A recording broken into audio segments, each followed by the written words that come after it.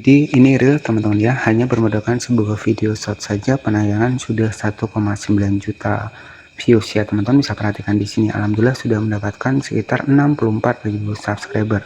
Nah ini real ya teman-teman, saya goyangkan seperti ini. Di sini untuk like sendiri sudah mendapatkan 137.900 komentar dan 1.600 dibagikan. Ini real, gak ada editing. Kita refresh seperti ini ya, kita refresh. Nah kita refresh seperti ini, real ya teman-teman. Di sini saya berhasil mendapatkan 64.000 subscriber dengan total views kurang lebih sekitar 1,9 juta views ya. Jadi ini hanya memanfaatkan sebuah konten YouTube Short saja. Di sini saya buktikan, saya refresh lagi ya.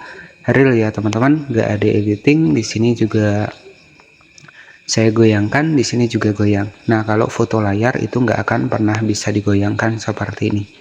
Oke, baik. Jadi di sini buat teman-teman, bagaimana sih strategi buat setting dari channel YouTube Short ya. Jadi settingan yang pertama yang harus teman-teman ambil itu silakan masuk ke YouTube Studio. Jadi pastikan ketika membuat sebuah channel itu kita langsung masuk di aplikasi YouTube Studio terlebih dahulu.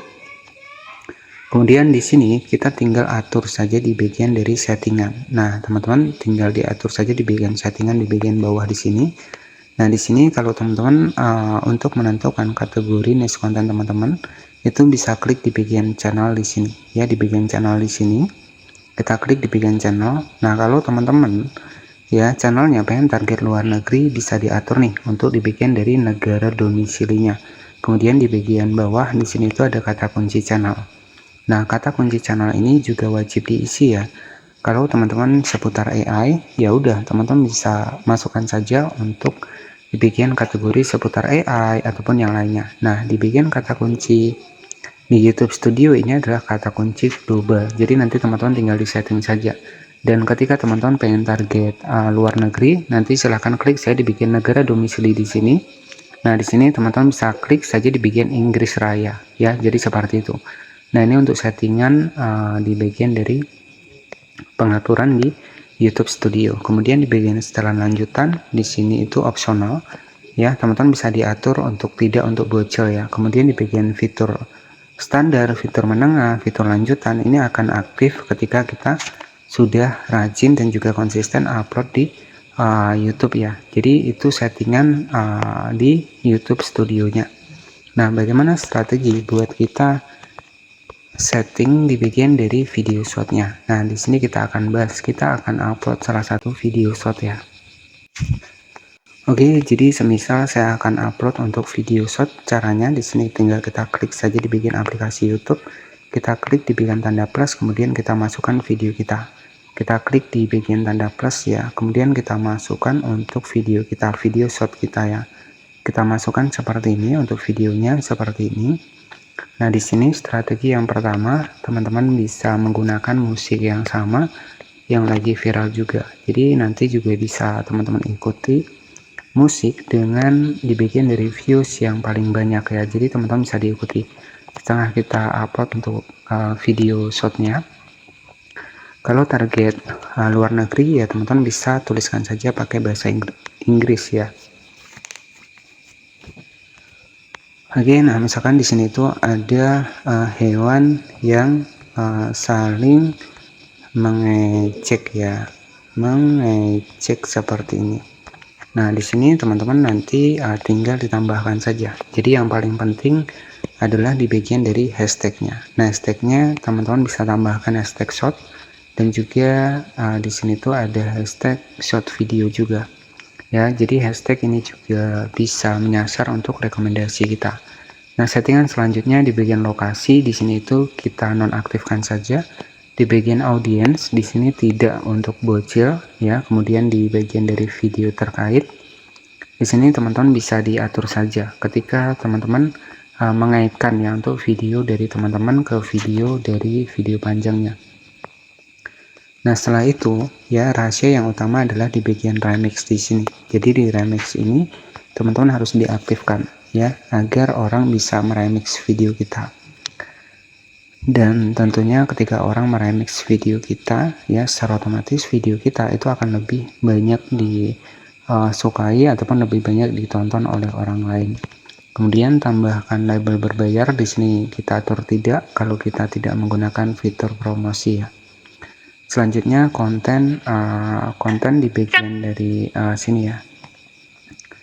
Di bagian konten dimodifikasi kita pilih di bagian tidak. Jadi ketika kita tidak menggunakan AI, silahkan teman-teman bisa setting saja di bagian tidak. Untuk di bagian komentar silahkan diaktifkan saja.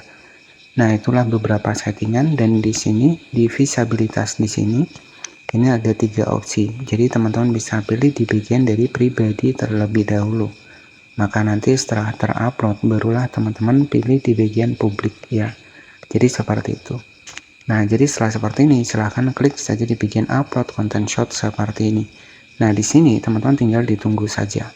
Dan ditunggu saja sampai selesai nih untuk di bagian dari video shot kita. Nah, jadi nanti ketika sudah selesai, maka barulah teman-teman tinggal dipublikasikan.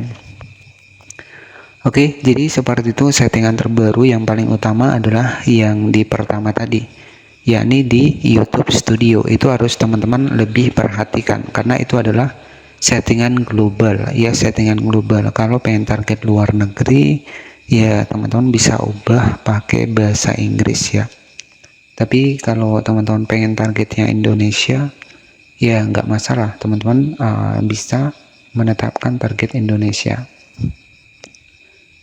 Nah, jadi pertanyaannya, jadi kenapa banyak orang bikin konten shot itu target luar negeri? Salah satu yang pertama adalah RPM di target luar negeri itu tuh lebih besar ya dibanding RPM target Indonesia. Untuk konten shot sendiri, RPM target Indonesia itu kayak saran kurang lebih sekitar 100 rupiah. Nah, sedangkan untuk target luar negeri itu kayak saran kurang lebih sekitar 500 sampai 1000 rupiah ya. Jadi makanya nggak heran nih orang banyak ngejar target video shot untuk target luar negeri. Oke, jadi itu bocoran saja kepada teman-teman strategi cara setting di bagian dari YouTube Shot di tahun 2025, terkhusus buat teman-teman yang pengen berfokus di bagian dari konten shot ya. Dan tentunya semoga ini bisa menjadi gambaran buat YouTuber pemula di tahun 2025 ya. Jadi seperti itulah contoh gambaran dari settingan terbaru di YouTube Shot ya, agar nanti teman-teman juga videonya bisa cepat rame. Yang pertama, fokus pada satu niche konten dan juga tentunya konsisten dalam upload video. Seperti itu saja mungkin yang bisa saya sampaikan. Jadi tetap semangat buat YouTuber di tahun 2025 ini, besar peluangnya karena di sini kita juga bisa mendapatkan penghasilan dari YouTube ketika sudah lolos monetisasi. Tetapi disclaimer terlebih dahulu, untuk bisa mendapatkan penghasilan ataupun gaji dari YouTube itu tidak instan, perlu perjuangan dan juga proses, apalagi saat ini ada AI ya, teman-teman bisa memanfaatkan AI. Seperti itu saja dan nantikan video selanjutnya.